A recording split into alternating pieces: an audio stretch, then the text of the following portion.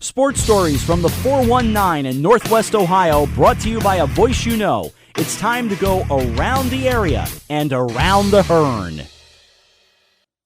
Hello and welcome into a very special edition of Around the Hearn. If you listen to all of the podcasts in this series, you will have heard this a handful of times, and for that, I'd apologize, but it's just the easiest way to do it. I've got a massive undertaking with this series. I did this last year and didn't have as many coaches, but have been blessed to have so many great coaches be a part of this. 45 total interviews where you will hear from girls coaches, boys coaches, and a little bit of a preview of the season, which kicked off last night as I'm recording this. Happy Thanksgiving, by the way, as my daughter would say, gobble, gobble, gobble. But I really love this series, and I really hope you enjoy it. I hope you reach out to me either on Facebook or on Twitter, because it's a labor of love. 45 coaches are separated like this. Putnam County girls are represented by Calida's Adam Huber, Vaughn Horseman of Audubon, Sean O'Connor from Fort Jennings, and Ross Yearman of Miller City. Putnam County boys, Connor Coles from Grove, Mike Lee from Pandora Gaboa, Scott Keck from Continental, the one and the only Keith Utendorf from Audubon, Ross Kaufman of Miller City, and Ryan Steckschulte from Calida. Northwest Conference girls, Adam Burris, who's had a big week. He picked up his first win as the head coach of the Bluffton girls. Had a big turnaround, too, because they were outscored in the first half, but held Corey Rawson to just 11 points. Greg Ekus, in a decade of Ekus at Spencerville. Aaron Montgomery at Allen East. Kyle Williams from Lincoln View, and Mark Gregory from Crestview. NWC boys, you've got Ada's Vince Halliday. Kevin Sensabaugh from Spencerville, now in his 22nd year, by the way. Gabe Young from Allen East, Jordan Jenninghoff from Delphus Jefferson, Brett Hammonds of Lincoln View, and Doug Etzler from Crestview. Midwest Athletic Conference, Parkway's Dan Williamson, Amy Meyer from Coldwater, Best Drive from Marion Local, Mike Wiss from Minster, and Andy Timmerman from New Bremen. The Midwest Athletic Conference has the entire conference full of coaches. Aaron Ower from St. John's, Travis Swank from Versailles, Doug Hughes from Parkway, Eric Rosenbeck of St. Henry, Nick Fisher from Coldwater, Mike McClurg from Minster, New Bremen's Corey Stevens, Kurt Guttemiller from Marion Local, and Carson Monger from New Knoxville. Western Buckeye League, Kenton's Ryan Miller, Trey Elchert from Wapak, Matt Tabler from Elida, and Tyson McGlaughlin from Ottawa Glandorf. WBL girls, Hannah Phlipot from Van Wert and Elise Jenkins from Elida. GMC has both Wayne Trey's coaches, and Jim Linder on the boys and Bethany Desjardins for the girls. Shelby County the exact same way for Fort Loramie. Carlos Siegel and Mitch Westerheide. And just for good measure, Anna's Nate Barhorst. Those are the coaches that I was able to spend some time and talk to this week and the last 2 weeks. And it has been quite literally a huge undertaking, like I said before. So I really hope that you enjoy it, that you get some entertainment, you get some knowledge, you get some value out of it. I'm really excited about the basketball season starting and the crossover with the state semifinals for football this weekend. And I can't thank the coaches enough for being a part of it. And without further ado, I bring you the 23-24 Around the Hearn season basketball preview. Enjoy. Elida up now as we talk to the head coach, Elise Jenkins, coming off an 11-13 year a year ago, but a 5-4 record in the WBL. I watched a lot of those scores, and you guys, it seemed like, had a ton of games that you were in for most of it. Just one or two things went wrong, and it kind of a roller coaster throughout the course of the year last year. Yeah, it was a heartbreaker. We had kind of a limited roster last year. Consistently about just 6 or 7 girls. And so those fourth quarter, that kind of got to us. We would lose our steam and miss some pros, just some things that kind of trickled into, something bigger. So we were above 500 and going into the last couple games, and some sneaky ones like Van Wert where we were right there. But that's okay. I thought we finished a little, Brian, we competed in that last tournament game sectional final. And so there's a lot to build from. But yeah, I was just that 5-4. We haven't been 5-4, I think, since 2006, like above 500 in WBL. So that was definitely a huge plus for our program. It's good, though, because it gives you something, obviously, to build about. But when you look at the WBL, you've got to just feel like, and if you're a good team, if you're a bad team, if you're somewhere in the middle during the course of the year, it doesn't really matter because you know that you're going to be in for a battle specifically on 9 nights of the year. Oh, absolutely. And yeah, we go into every season kind of having a goal of where we want to stand. And last year it was a huge thing just to beat Bath, recently. I mean, Bath's always, they're Bath, and to have that win, just I thought would give us a lot of momentum. And the girls kind of came in this year saying, okay, we did this last year. Like, can we, who else can we knock off? Just kind of having that confidence that we haven't had in the program for a long time. So, but it is a challenge every night. It doesn't matter even if your home court advantage doesn't really matter. I feel like in the WBL, because it's just, you've got to compete. You got to put out your best performance every Thursday night. So it's tough, but I think, that was a huge win. And so it just kind of says, oh, we can compete. We can be a top team if we just got to perform. So you just kind of hope that maybe when they walk in the doors of the field house that the girls just kind of get lost on the other side of the mystique of the field house and oh, yes. Wait, hold on. How'd they get like 10 points up on us? Yeah, but then you got the OGs that they're playing more, a lot of just as many games there sometimes than we do in our home season with tournament stuff. They're so used to playing there. But yeah, the field house is so much. And I talk about that. We'll be at practice to say, girls, just look around, look at where we're playing right now. It's just such a privilege. And our facilities all the way around at Elida are top notch. So yeah, that is. I wish girls would be more intimidated of that in the WBL, but I don't think that's really been an issue. Right. I actually, doing OG, I had mentioned that last year. They had won something like 10 in a row in that building going into the tournament last year. Yeah. They're a kind of completely different thing. But I think you should explain to the girls or maybe walk them around or show them a picture of, back in the day, this used to be like a gray, like clay. And, yes, I played on it. Yeah. Try playing on that for a couple of years. Yeah, that floor. Yeah, I played on that. And actually, before they covered it with the wood that you have now, we were able to sign. If you were played on that court, we were able to, put our signature down. And I kind of showed the girls, and I'm like, my signature is right underneath that floor. They did not understand what I was talking about. I said, this is not the original floor. And I try to, describe that type of, and they're like, I still don't know what you're talking about, Coach. But yeah, I like that floor, to be honest. But anyway, it was definitely a different thing. You walk in there and just as bright as that place is, and then you see that and you're kind of taken aback for a second. Yeah, for sure, definitely. I can just imagine their faces as you were explaining that. What is this lady talking about? I know. They have no idea, and that's great, but look at the floor now.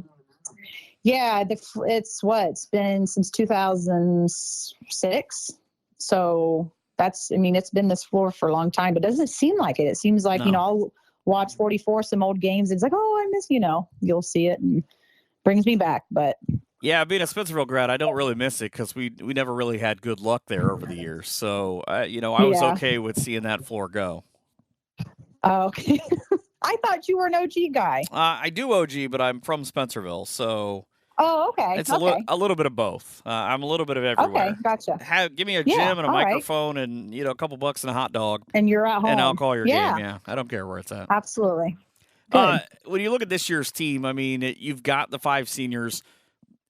You don't have a huge team, maybe what you've been used to, but how much of that from last year with sort of that same thing of we don't care about X number. We know that the girls that are going to come out are going to give their best effort every night can kind of maybe carry into this of, hey, girls, remember, we played shorthanded last year. We did some big things. Mm-hmm. We can do even bigger things this year. Absolutely. We lost a big hole offensively, scoring-wise, with Addison Freeman. And she would run the point as well. And so that is the effort I always get. And that is half the battle as a coach. If you can get girls that are actually buying into what you're doing and producing that effort. But we do have a lack of the point guard position. And we're kind of finding that identity and what player can step up and do that. And I've always been, I don't care what grade, if you have the confidence to run that. So that's going to be like, we actually do have a 9 full varsity roster, not including any JV. And I actually had to make some cuts. We have 11 true JV. That's 9 freshmen and 2 sophomores. And then I have a 9 full varsity team. So some girls from Temple came in and kind of bumped in some areas. And I got 2 homeschool girls that came and kind of producing.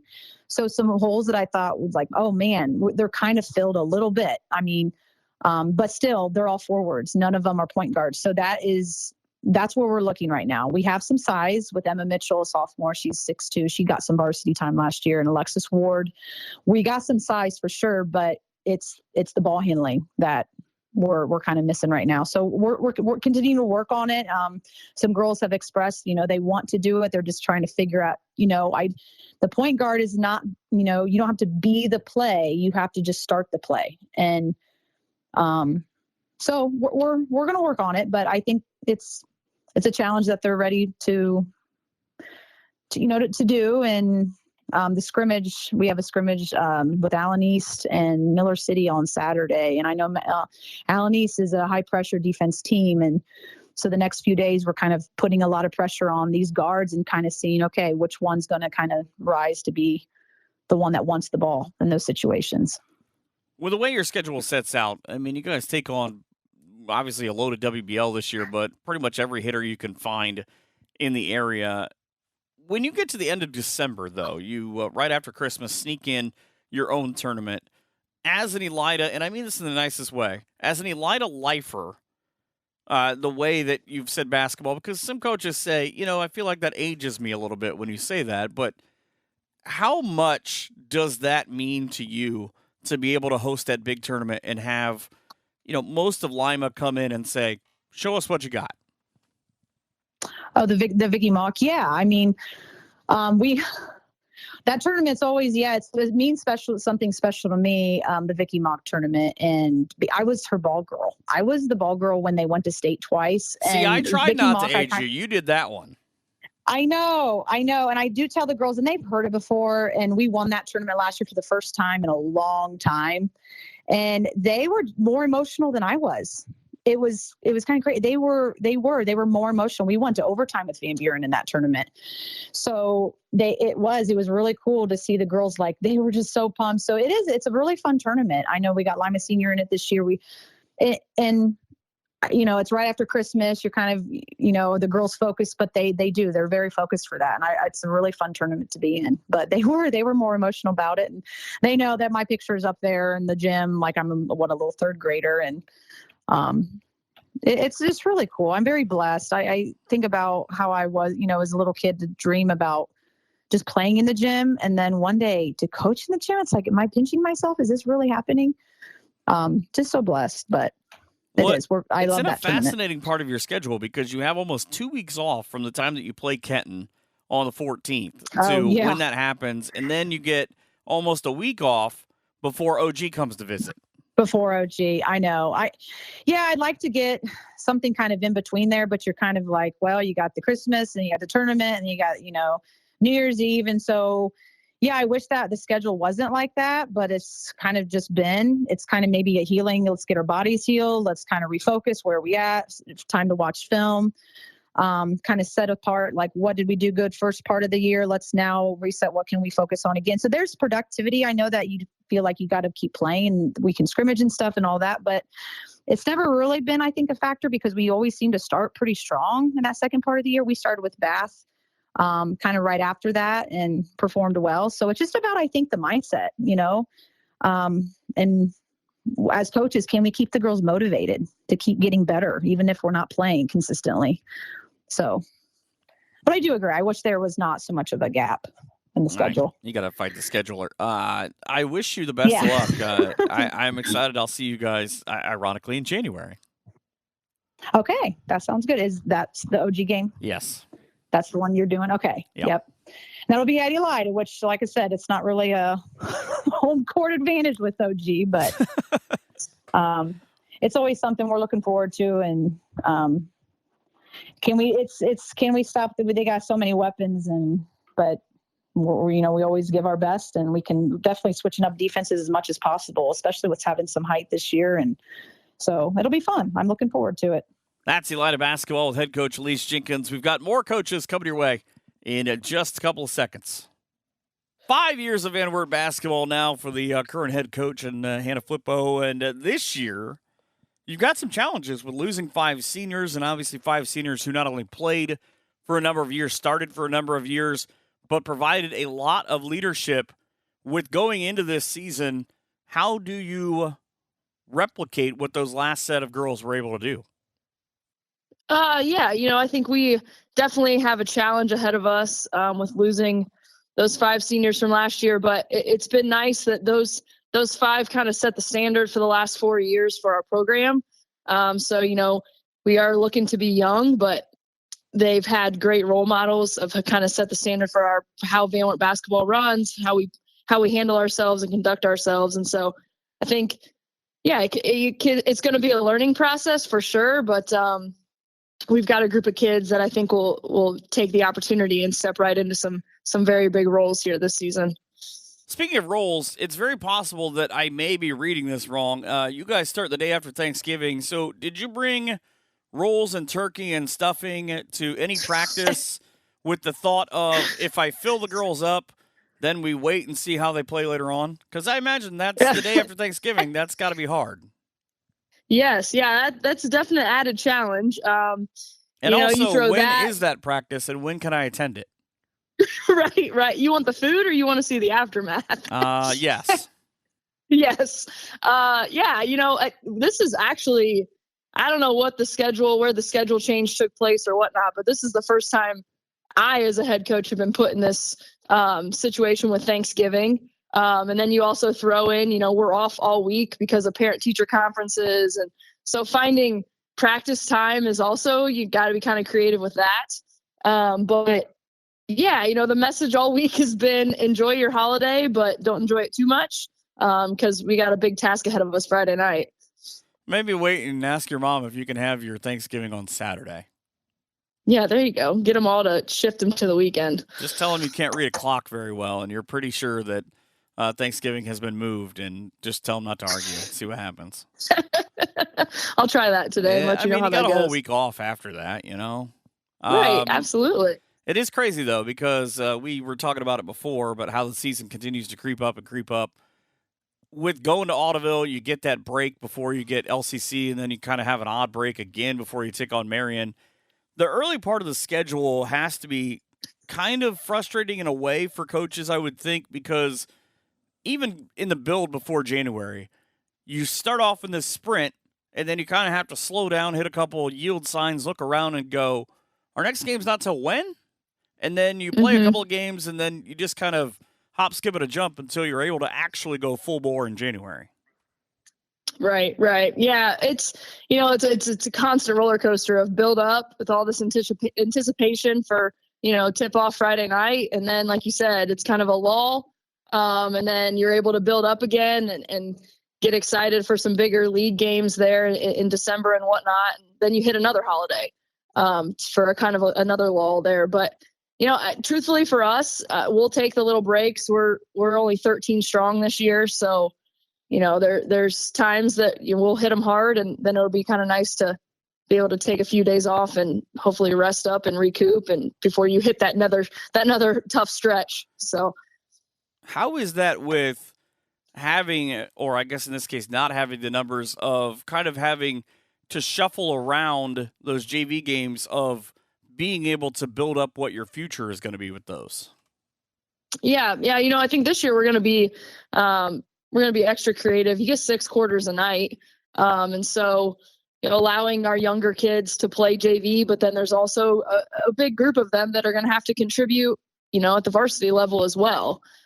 So trying to play lots of basketball, play quality minutes at both levels, in hopes of, like you said, building the program for the future. And so getting their feet wet on the varsity court, but also still trying to be competitive at the same time. Have you thought about going class to class with a PowerPoint presentation, recruiting girls to play basketball? I have not. I mean, I gotta feel like that might work. That might work. Yeah, I don't know. I don't know what the deal is. We've the conversations we have with kids, it's a tough sport. It's a long season, and God forbid you got to be physical and touch each other. And for whatever reason, that's just not as appealing anymore as it used to be. I think we're going to have to work on your recruiting pitch. Well, I didn't tell you that was what I would tell them, but that's what they're telling me. I probably wouldn't use that one. Yeah, well, that's their reasoning to me. So you can hang out in a big room and touch people and shoot a silical object into a silica hole. Yeah, that's not going to work. Actually, the PowerPoint might not work. You might just have to put a blast TikTok. Yeah, you gotta go to their strengths, right? So social media aspect. Right. I mean, as long as you only do it in your school, I think it's not illegal, right? Just want to make sure anyone listening gets the right message. Yeah, I'm pretty sure that as long as it's just in your own hallways, you're good to go. Yeah, I don't think you can even recruit the county. I'm just saying. Yeah, I don't know. It's crazy though that we're at that point of the season. When you look at last year, I don't want to say that people were shocked, but it seemed like for whatever reason, 6-3 the WBL. When WBL nights came out, not that you guys were playing bad outside of that, but you just kind of turned into a different kind of animal. Yeah, I mean, we put a lot of focus on league games. We've really tried over the last 5 years to climb the ranks in the league. And we've competed every single night, and WBL in itself is tough. There's not a night off on a Thursday for us.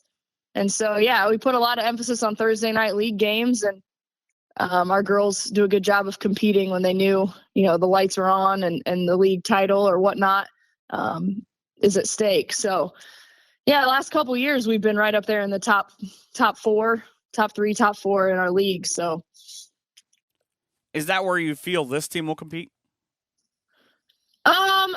We'll be mid. I think we'll be mid-range in the WBL this year.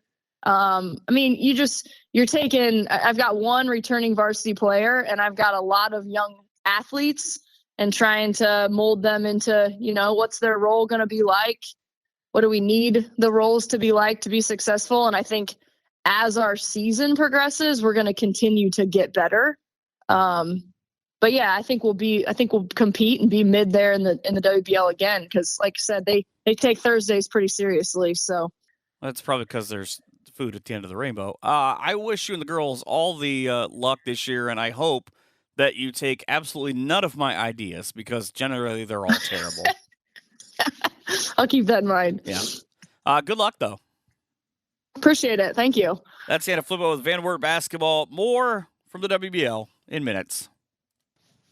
Traveling down I-75 to Wapak Elida now, talking to head coach Trey Elchert. Last year, you have a pretty good team that was able to put up some points, get some stops, but you've got a lot of those guys returning this year. And anytime you bring your leading scorer back, I feel like you're off to a good start. Yeah, absolutely. You bring up leading scorers. Zach Niekamp had a really nice year for us last year, about 14 points a game, and did a lot of good things, and we relied on him a lot last year with some different things offensively. And, the hope is that Zach continues to grow his game to take it to the next level, but then also those returning pieces that you mentioned continue to elevate their games around him, so that we can get production from, a wide number of people. Football comes to a heartbreaking end last week. You get your football kids back. I know everybody's a lot banged up, but how is their spirit right now after just the gut punch that they had last weekend? Yeah, it's good. Our kids are really resilient. And I think, it's easy as coaches, whether you're a football coach, basketball coach, it doesn't matter what sport. I think coaches tend to hang on to losses a lot longer than what kids do at times. And when seasons come to an end, and, fortunately kids can, turn the corner on things pretty quickly, whether that's, from game to game to the next night, or, one season ending to another. So we had all of our football kids back in the gym yesterday for the first time. So they got the first practice under the belt. And, I thought that their energy was really good. And, it's always good to see them back in the gym. We were rooting for them in the playoffs, and it was, as you mentioned, kind of an unfortunate way to come to an end. But no, I was really pleased with their effort and energy when they were back in the gym for the first time yesterday. I've always thought with coaches that go through that, especially every year the success that Wapak has had, that it's got to be kind of a catch-22 because, yes, I'm rooting for these kids for me not to have them until December, but also kind of selfishly, I have to keep pushing games back because of their success. Mm-hmm. Yeah, and it's part of it. I think, as you mentioned, there's a lot of schools around here that run into that. And I think that's just a credit to the athletic programs in this area of the state. It's not an uncommon thing. You look at, Marion Local's the prime example of a team that's doing it year after year after year with a number of the schools in the MAC. But, yeah, we've had that now the last few years here in Wapak. And I'm a firm believer that success breeds success. So we like to look at it as very much a positive. And, those kids that are coming over from football that have experienced a lot of wins and being extremely successful, winning league championships, that they can carry kind of that same standard over to basketball when they come to us, and it helps kind of set that expectation. I would think it makes it a little bit easier for you to understand, obviously, coming from a place that's had that kind of success for years.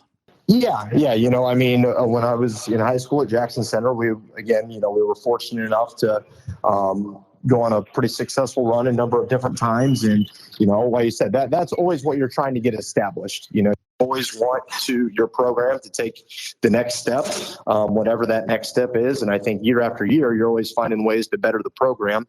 And if you're taking that step and bettering yourself each year, then you find that level of consistency with your program. Your first 2 weeks of the year, you get some heavy hitters. I mean, there's not really hey, can we just sort of walk in? It's you better run in immediately and be kicking the door down with, having to go to LB right now, having Marion and Minster. And, oh, by the way, here's OG and then playing Rossford on back-to-back nights. Yeah, no, there's not a lot of cupcakes on the schedule, but that's how we want it. We want to play good competition, which we're obviously going to get that night in and night out in our league. But we feel our non-league schedule is really strong. And some teams might look at that, with the size school that we are and say, they're not playing a ton of Division I and Division II non-league opponents. But, quite frankly, I'll take the Division III and Division IV schools around here and put them up against a lot of people across the state of Ohio because I know how they're going to battle and they're going to compete.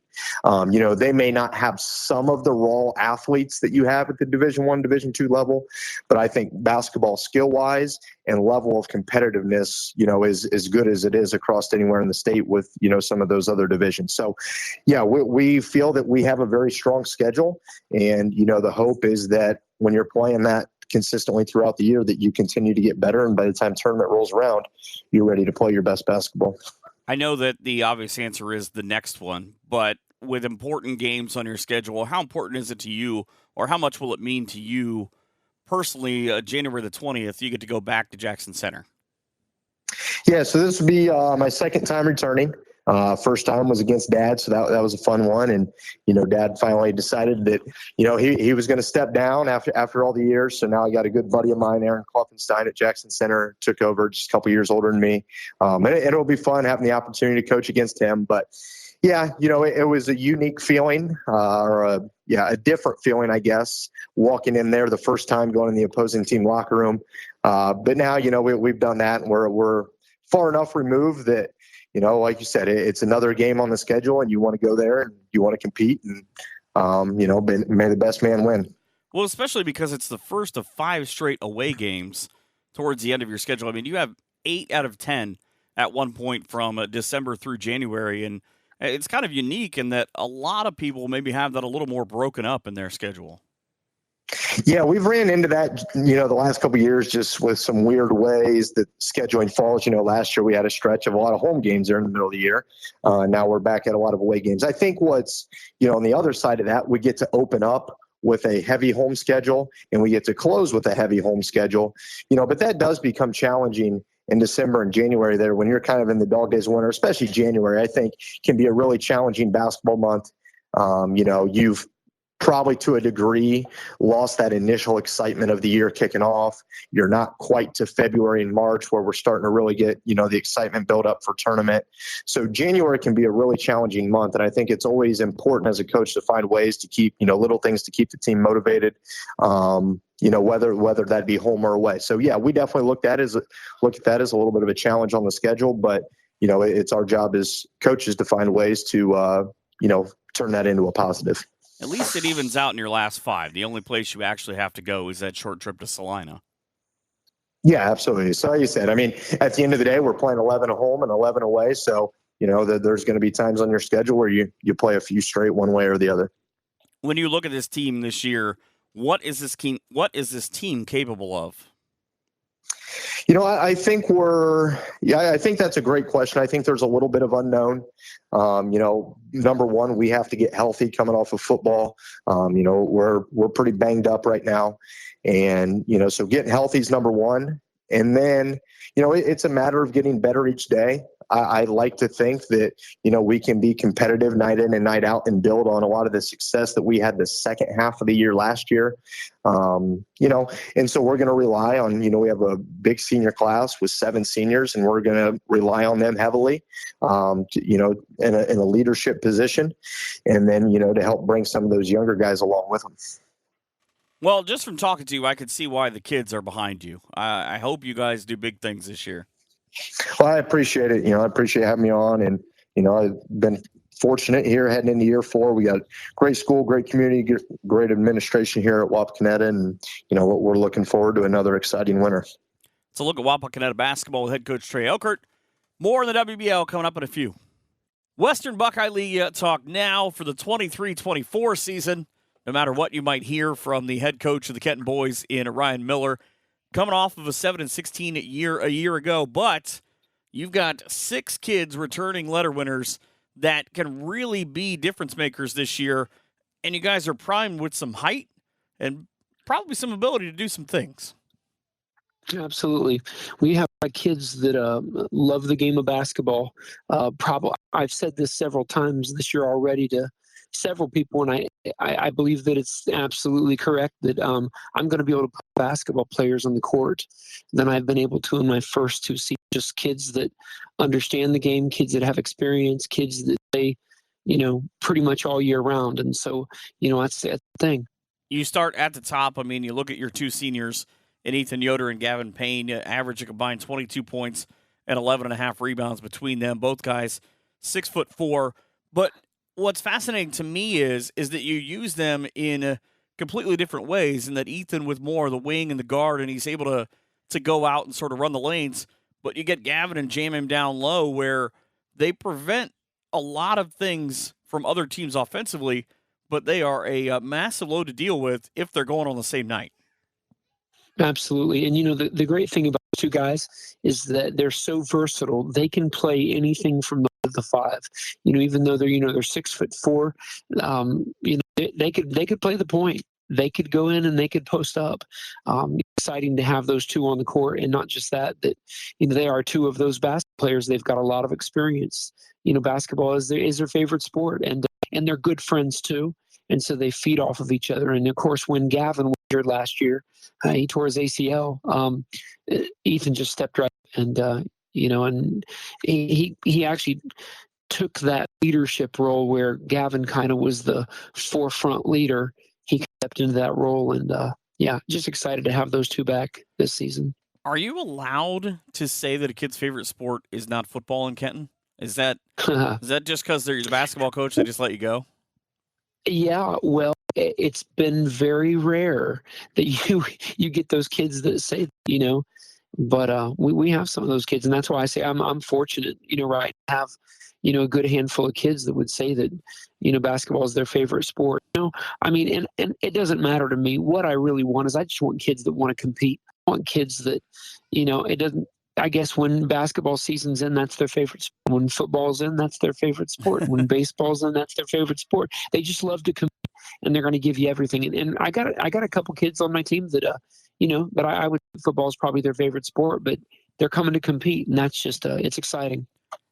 When you talk about your offense, you list in your preview as a read and react offense. How much extra maybe preparation goes into that because you're able to use maybe multiple sets or a little bit of this, a little bit of that with the kids of, okay, I want you to be able to look at that defense, realize what you're seeing, and realize the way that we've talked about attacking something like that. Right. And so the react is just, it's basically teaching kids how to play basketball, how to do exactly like I said, just how are they playing us? What are they giving us? What are they not giving us? And being able to make quick decisions. And right now, that's where we're at, is we're not real quick at seeing those things and making those quick decisions. We get into, and the read and react is also an offense that can be taught at a very elementary level, like where we're teaching it clear through our program, clear down to our grade team right now. And it's taught in layers. And right now, we're just trying to master the first handful of layers, and we're getting better at it. It's just that, I just feel like, as you look at Western Buckeye League basketball, and it's always really, really good basketball, especially when you get to the top of the league. And you look at those teams that play in the state, they can play really, really good half-court basketball. And that's on the court. But since we're talking about offense, it just seems like they don't rush shots. They don't take bad shots. They'll pass the ball around for, minutes looking to, and we tended to, in the past, force things, patient. And so we're trying to work on that. And read and react, you got to be really patient. And eventually the defense will give you something will open up. So you guys have improved from 4 to 7 wins in your first 2 years. When you look at this year, the way and the composition of your schedule, you have heavy hitters from top to bottom, but right before you go into the tournament, you go through a stretch, 3 games on the road in 7 days where you go to Shawnee, to Marion Pleasant, to Ottawa Glandorf. If ever Yep. I feel like there's we're going to be ready for the tournament or we're not stretch in your lineup, it has to be those 3 games. Absolutely. You want to be playing your best basketball at the end of the season. So, when you hear Ottawa Glandorf, you're talking that's kind of who sets the standard in our league right now. They're just got an amazing coach in Tyson and just great players. Every year they churn out great players and they play together as a team, and that's probably the thing that stands out the most, is that they're just such a team. But yeah, you got to be playing your best basketball at the end of the year. So when you go into the tournament, you're riding some confidence. Yeah, well, hopefully, we're playing good basketball by that time. I'm always fascinated to look into coaches' brains a little bit, and I always want to know, when you watch a game, whether it's college or somebody else or whatever it is, do you maybe steal a concept and maybe rename it because you like how it worked? Absolutely. I think one of the things that I've coached since 93, 94, at some level of basketball. I was actually with Darren Gilbert at Ridgemont in 93, 94 before I came to Kenton. I just think one of the things that I've learned is there's so much to know about basketball, and watch other coaches. You learn so much. And some of these guys like Rick Torbett, who did the read and react, you see a lot of people running the read and react, but yeah, steal it, borrow it, whatever you want to call it. I think every coach does it, and then they add maybe a little bit of their own little, flair to it, or they personalize it to their kid. But I'm just one that just wants to absorb as much as I can from as many coaches as possible. I even spent some time talking to Tyson McGlaughlin about the defense that they run, how they press and what some of their ideas and concepts are. And of course, when you have so many guys that are so long and they're 6'3", 6'4", 6'5", I don't have that. What might work for him may not work for me, but I could take some of those ideas and maybe fit it into my system, what I'm doing. But yeah, I think coaches do that. Even in the NBA, watching NBA games, you can pick some things up. Even our game is so different from the NBA. Probably how not to make 3 jump shots in a row. Yeah, exactly. Or how just not to play defense at all. Right. Well, yeah, just lay down. It'll be fine. Play a lot of defense in the day. Yeah. When you look at the WBL this year, how do you see Kenton fitting into that puzzle? So We've talked a lot about this, with coaches and with my seniors. I think that we have the ability, man for man, to be in the upper third of the Western Buckeye League. But, we've got to pull together as a team. We've got to win our close games. And there's just several facets that we just have to get a lot better at. So I think that we could be there in the upper third, but and if we don't do those things, we could be at the bottom third again as well. And I'm just trying to be real. Where do I want to be? I'd love to be in the upper third. Realistically, I think middle of the pack. But if the guys can pull together, and that's what we're saying at the end of every huddle, together, got to be together. We got some new pieces that have come in. Of course, Corbin Johnston, he didn't play last year. He was a letter winner as a freshman. Then he didn't play last year, and he's back. And, without playing that 1 year of basketball, he's a little bit behind. And so if we can work him in plus a couple of these younger players with our 4 experienced players, we really could do some special things this year. Well, I wish you all the best of luck during the course of the season. I appreciate it, Michael. I'm looking forward to it. That's Ryan Miller, head coach at Kenton. More coming your way in just a couple of minutes.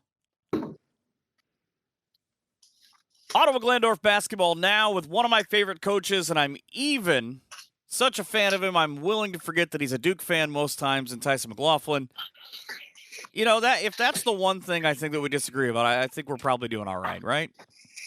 Yeah, somebody has to be wrong in the conversation all the time. So, fortunately for you in this case, it's being a Carolina fan. Well, sometimes I even say that, so I'm gonna just, But it always makes for an interesting conversation of we only have to one of us be wrong 2, 3, or God willing 4 times a year. Yeah, that a couple years ago was a rough year to say the least. It's always a rough year for one of us. You look at last year though, not a rough year for the team. 25-4, another state championship appearance. Just a handful of shots didn't go down, but that 2-day span when you're in Dayton, what is your swing of emotions like? Because you go through making another state semi, you go to double overtime in that game with Afrocentric after having a week where you went double overtime to get to state and then come up short in the finals in a game that ebbed and flowed, and just basketball is stupid sometimes where the little orange ball doesn't fall down. That had to be just a gamut of emotions for you. Yeah, it's really tough sometimes to try to keep your focus all the time because there's so many different things going on. And, fortunately for us, we've had, some, success, and we've had some opportunities to play in there. So our guys are semi-familiar with that. But, like you said, I think the big thing for us was it was such a battle with Afrocentric in the semifinal game, and to be able to scratch and claw and overcome, maybe not our best shooting performance by any stretch, and get out of there and double overtime with a win. It really zapped a lot of energy out of us. And, never want to make mistakes, but man, make excuses. We really could have used that extra day of rest, especially when you're playing a team as talented as Lutheran East was. Just from from fatigue wise, I think our guys were a little fatigued, but they came out there and they left it all on the court and did everything we asked them to do. And sometimes, like you said, you fall a little bit short, but it wasn't due to lack of effort, lack of toughness or anything like that. They beat us, and sometimes you tip your cap to the other team.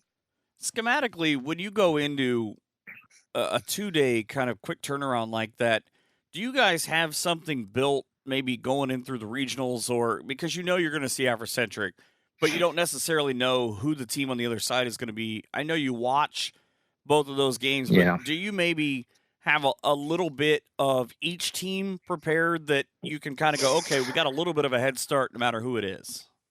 Yeah, absolutely. And I think that's the strength of our coaching staff, is being able, give certain coaches certain responsibilities. We don't ever talk to our teams, our players about, down the road. It's always one game at a time. But as coaches, you got to be prepared, especially when you're talking about, that level and that short of a turnaround.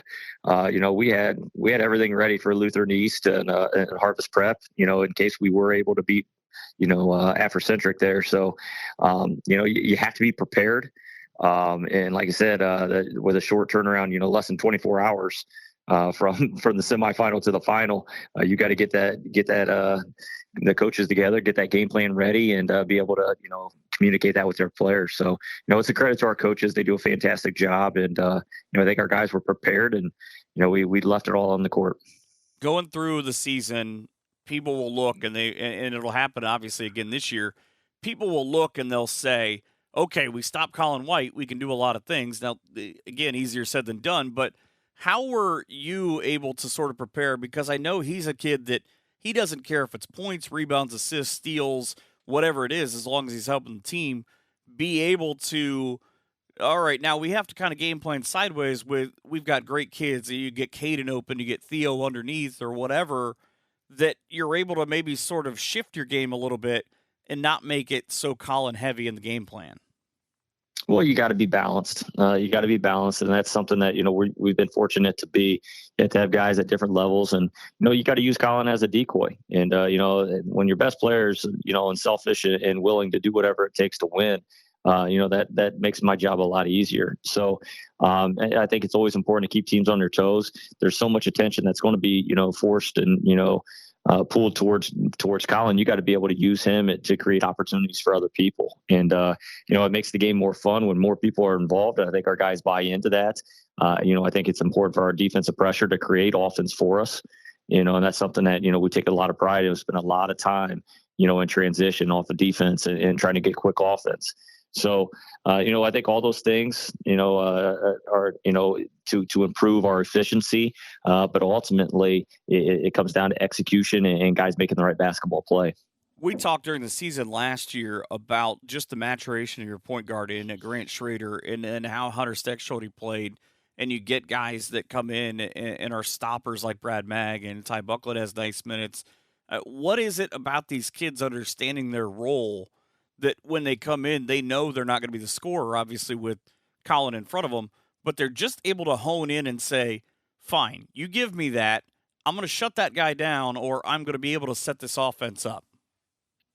Well, I think it's important to be very honest with your team. And, I try to build that relationship and build that trust amongst our team and have those conversations with our guys about how they can impact the game and how they can help us win. And, and if they're not going to fulfill that, we're going to find somebody that will. And I think our guys have a good understanding of that. And I think our guys truly want to be part of a winning team and be part of, Titan basketball. And when you have guys that buy into that and they don't care about statistics or necessarily,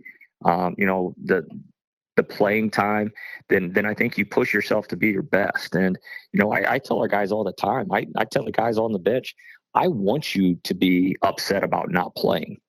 All right. Being upset and pushing yourself, as long as you can do that in a professional manner, you should always want more for yourself.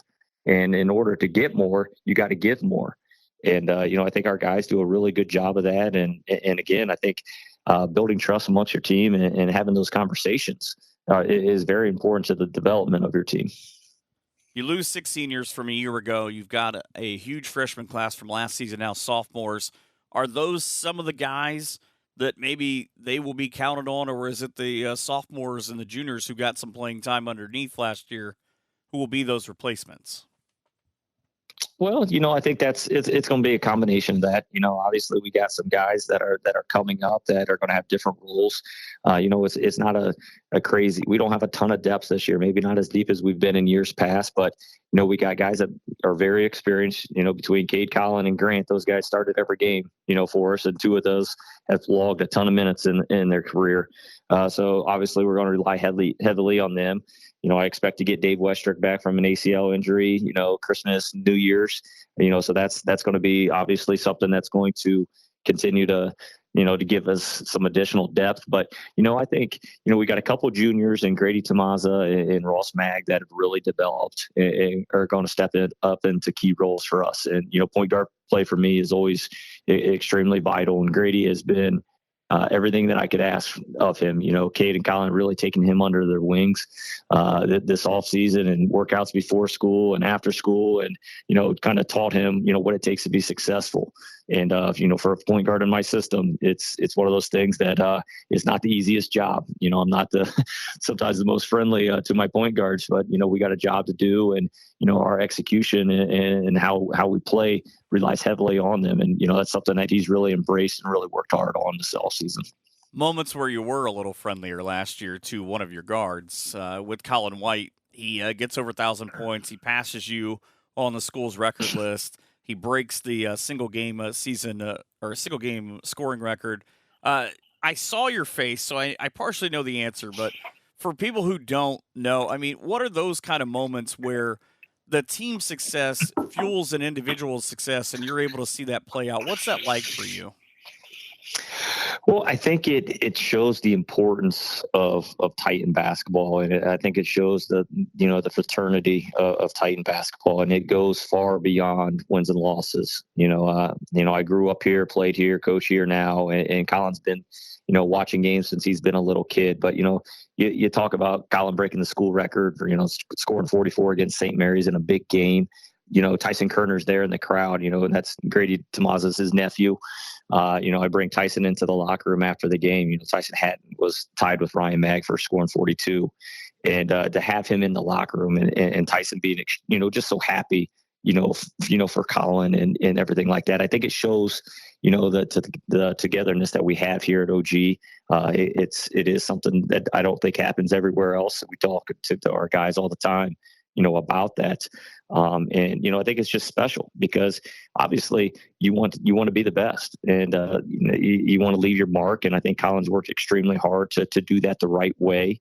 And everything that he's achieved, he's earned. And I couldn't be happier for him. We got a really good relationship. It's been one of those that we've pushed each other, and I think as a player and a coach, when you can do that and do it in the right way, you can expect some really good things. Early in the season, Colin's going to pass Ken Pottist. Later in the season, he'll likely pass Noah and probably Tom Heckman, and there's a good chance Tim Politz, if he continues the way that he's been scoring. What's that like for you as a coach, knowing that whether he admits it or not, he puts a lot of pressure on himself and would love to be, the county's all-time leading scorer, but to kind of be in the same breath or be mentioned as those kind of guys, not because of what they did individually, but what they were able to help OG do? I think that's something that 10 years, 20 years, 30 years down the road, Colin can maybe look back and, have that, feather in the cap. But I can give you with 100% certainty, Colin would trade all that for another trip down to Dayton. And I think that tells you what type of kid he is.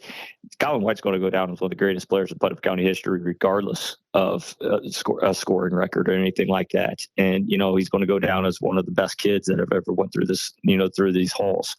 And I think that's far more important. Like I said, it's just an absolute, honor, to be mentioned with those guys. And he feels the same way. So I think, with him signing and that being off his shoulders, and, I think the big thing for him right now is just having as much fun as he possibly can have. And, the way it looks right now, he's accomplishing that goal. If you guys are playing to 10, how many points do you score on him?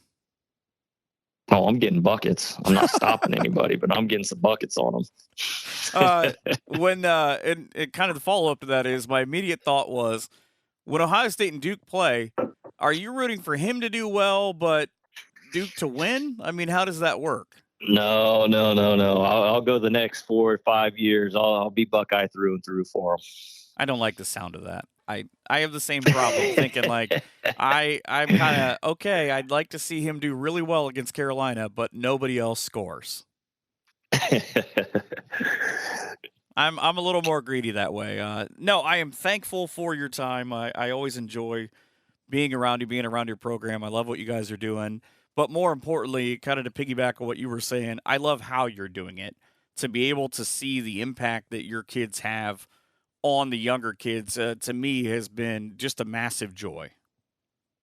Well, I appreciate that. And, I think that's, sometimes gets lost and, in our society and, even in the media. I think we focus so much on, rankings and, wins and losses that we forget, these kids are role models for these younger ones. And, we really preach that in our program. And I think that's, one of the reasons, for our success over the years is, we really preach doing things the right way and, being a leader and leaving an impact and leaving a, legacy and, something, our seniors over the past how many years have really taken to heart. And, it makes my job a heck of a lot more fun. And a lot easier too. Amen. I wish you all the success in the world and that your trip to Dayton this year ends with a big gold shiny trophy. Well, that'd be icing on the cake. That's a look at Ottawa Glandorf basketball with the head coach and Tyson McGlaughlin. We've got even more from the WBL coming your way in just a few. Orange and Black can be light of basketball now with the head coach and Matt Tabler. And I have to ask you this before we dive into your team. How odd will it be that when you potentially get to the finals of the Tip-Off Classic and then again on January the 20th, that you look in that other coach's box at Lima Central Catholic and you don't see Frank Kill? Well, I think that's getting a little ahead of the game in terms of that could be a potential matchup, but it will happen in about mid-January. And, Coach Kill and he's going to be in my wedding coming up here in June. We're really good friends. And, the coaching world lost a good man, but, Perry Corporation picked up a good salesman and he's doing a fantastic job. And it's almost kind of disgusting to see that he's stress-free these days as I'm sweating trying to put everything together before December 1st. Or that he sends me Christmas music in like November of him just driving around listening to Christmas music. I don't like when that guy has that much time on his hands. Well, you know what? He's us coaches spend a lot of time away from our families, and he's catching up on a lot of lost time. I know Chris is really appreciative. I'm sure they're both going to miss basketball, especially come December 1st with the games. But all the time that you take away from your family, and obviously it's two beautiful kids as well, and he's getting to spend more time with them. So I'm happy for him. But at the same time, it's not going to be the same. We joke because I was 3-1 against him when I was at Perry. I was 3-1, and then we lost the last game at Perry. It was 3-2, and then we lost the last 2 years to them, and he went 4-3 against me. So he had a winning record, and then I said, "Yeah, that's when you decided to get out of basketball, just so you can get that winning record against me." That's exactly right. One of my favorite things that I've done on this podcast is having the two of you on, and also one of the least favorite things at the same time, because I probably didn't seem like a smart idea that was joking around that whoever won that series every year kind of had to maybe be the butler for the other one. I think it's a Seinfeld thing, but I stole it, and I thought it was good. So the worst part about that is you will forever be his butler because there's no way you can beat him. Well, I'll find some other games to beat him at. I can't, maybe not basketball, but we'll find something. But yeah, we've developed a great relationship, and you do that in coaching. And he has a lot of friendships that he will hold on to forever through coaching, as so will I. And that's the great thing about high school sports. It can bring people closer, and it can develop relationships that may never have happened. So Frank and I are good friends. Like I said, I'm happy for him. It's not going to be the same. Not competing against him, but again, just him, seeing him so happy and stress-free is a good thing. It saves his hair that way. He'd look weird bald. A lot of smart coaches, too, that you take on throughout the course of your season, and maybe none that more people have a lot of praise for to start your season than Mark Triplett on the other side with the Tip-Off Classic. Is it stressful a little bit for you to be able to host something of that magnitude to kick off your season, or are you able to just kind of, as it gets closer, hone in on basketball itself? Well, it's been a nice little thing just to start the season out with, first being a player in it, way back in the mid 90s. I think it started in the late 80s. And so it's just a nice way to kick off. We have a nice little banquet on the Tuesday before where we get all the players and all the coaches together at the Milano Cafe, and they serve us a good meal, and we get a chance to hear a speaker and everything like that. So it's kind of cool leading up to it. The great thing about it is our athletic director, and Dave Evans, does a fantastic job getting everything together with the other athletic directors. So our focus is more on coaching the teams. We were fortunate enough to win 2 games last year in a not so tip-off classic without the LCC, but we did play Bath and Shawnee, and we're fortunate to come out on top on both of those. And we went 1 for 2 my first year here. So, we're kind of riding that, and we're talking about that and what the tip-off means. And we'll bring in a couple former Elida players the week of, if not some coaches, and talk about what the tip-off meant to them. And it's just fun because the gym will be filled. There's not many football teams in this area left.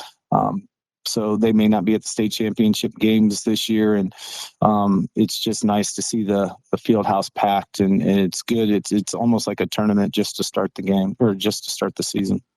Dave Evans is one of the hardest working people that I know. Do you think he sleeps, or does he just have like a little closet where he goes and recharges for like 5 or 10 minutes at a time?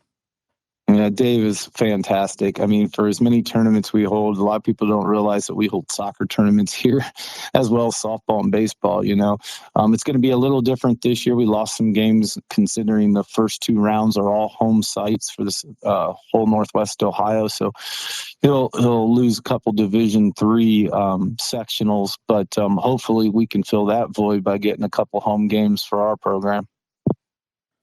6-6 last year at home. Speaking of that, the Fieldhouse is just kind of its own different kind of monster. You guys had an up and down season where you were able to get big wins and then heartbreaking losses. Does any of that carry over with this group of being able to learn from those and say, okay, when we get to the Tip-Off Classic, when we get to Spencerville, St. John's, whatever, that you're able to go, okay, maybe we approach this a little bit different this time around?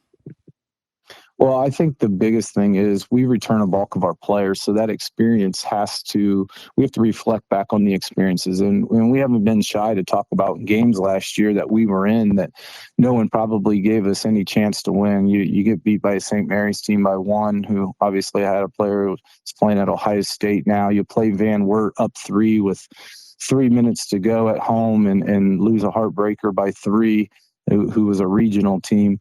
And there were some other games in there. And, we turned around and won some games that we came back in the end.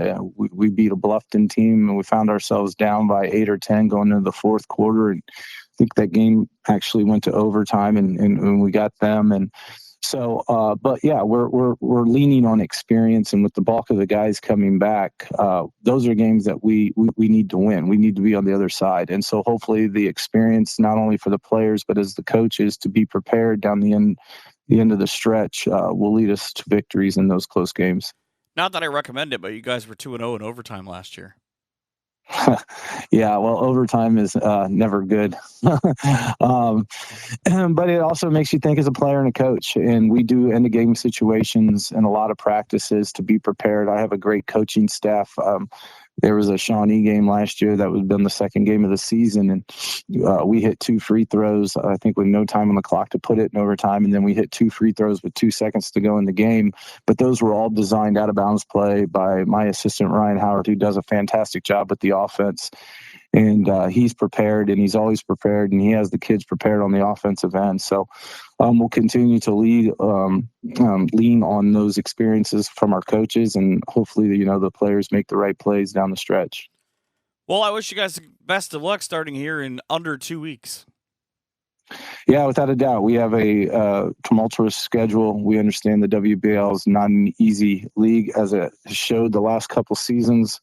And, after the Tip-Off Classic, which is no slouch, then you turn around and play 2 very good teams in Spencerville, Adelphus, St. John. So we know we have our work cut out for us, but we have to continue to get better every day, and that's what we're preaching to the kids. That's Matt Tabler telling you all about Elida basketball. Thank you so much for listening and staying tuned. I realize that it is a lot of information, but I hope you had at least 1 or maybe 10 interviews that you really enjoyed in this segment and in overall. If you've made it the entire way, can't say enough. Please, again, hit me up on Twitter, @MichaelHearnPBP. Tell me who it was that you enjoyed or maybe who you didn't. It doesn't matter either way. But I appreciate it, and I can't say thank you enough to the 45 coaches who were a part of it. I hope you enjoyed. I hope you get out to some games. Big ones coming up this weekend and all season long. Happy to be out there. If you see me, say hi. And you can always find me behind the mic. Have a great night and an even better tomorrow. And happy Thanksgiving.